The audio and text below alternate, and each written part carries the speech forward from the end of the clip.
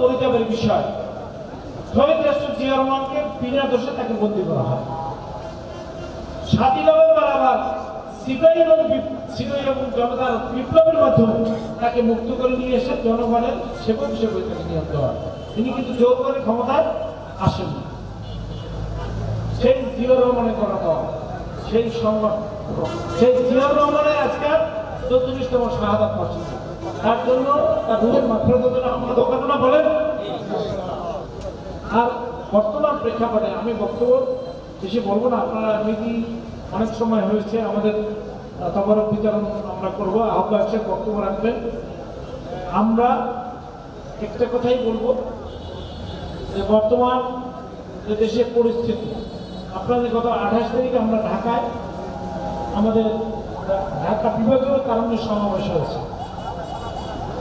সেখানে আমাদের বিএনপির মাননীয় ভারপ্রাপ্ত চেয়ারম্যান, আমাদের সাংগঠনিক অভিভাবক, তিনি বক্তব্য দিয়েছেন। তিনি বক্তব্য দিয়েছেন এবং আহ্বান জানাচ্ছেন বর্তমান সরকারের সম্বিত যাতে ফিরে আসে। কথা বলল যে লঙ্কাদেশী হনুমান হয়ে যায়, মানে তারা আসছে, তাদেরকে জনগণ আনা হয়েছে, জনগণ আনছে।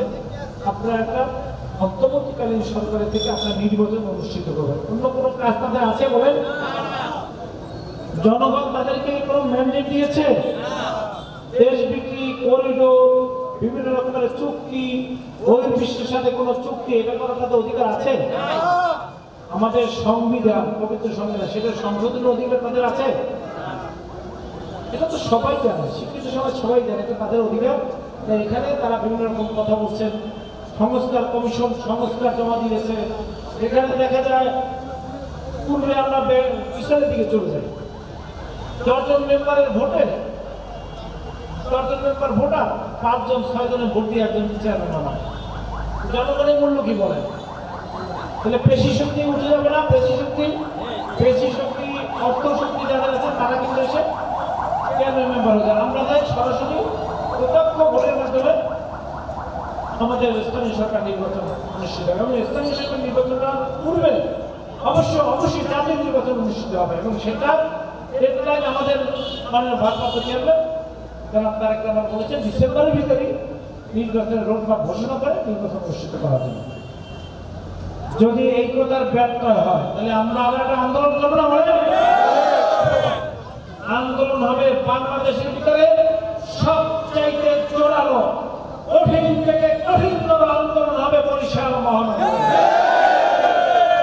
আপনারা ঐক্যবদ্ধ থাকুন। আন্দোলন কত প্রকার, কি আমরা তাদেরকে বুঝিয়ে দেব। রক্ত দিয়েছি, রক্ত আরো দেব, প্রয়োজনে বুকের তাজা রক্ত আমরা রাজপথে ঠেলে দেব। তবুও আমাদের বিএনপির মাননীয় ভারপ্রাপ্ত চেয়ারম্যান জনাব তারেক রহমানের সিদ্ধান্ত থেকে এক চুরো রক্ত দেব না। আমি আপনাদের প্রতি আহ্বান রাখবো। আজকের এই আলোচনা বা দোয়া মোনাজাতের মাধ্যমে আমি বর্তমান ইন্টিরিয়াম সরকারকে বলতে চাই, আপনাদের প্রতি আমাদের সমর্থন আছে, আমাদের দলের সমর্থন আছে।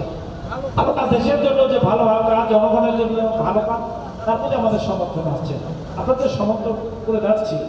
কিন্তু যদি দেশ বিরোধী, রাষ্ট্রের বিরোধী, জনগণ বিরোধী কোনো কার্যক্রম করে তাহলে আপনাদের সাথে আমাদের কোনো সম্পর্ক নেই। আপনাদেরকে আমরা পেলে অচিনি জনগণকে সাথে নিয়ে রাস্তায় নেমে আপনাদেরকে বিতরিত করবো, সসম্মানে আপনাদেরকে দেওয়ালে আমরা বিতরিত করবো। সম্মানিত নেতৃবৃন্দ।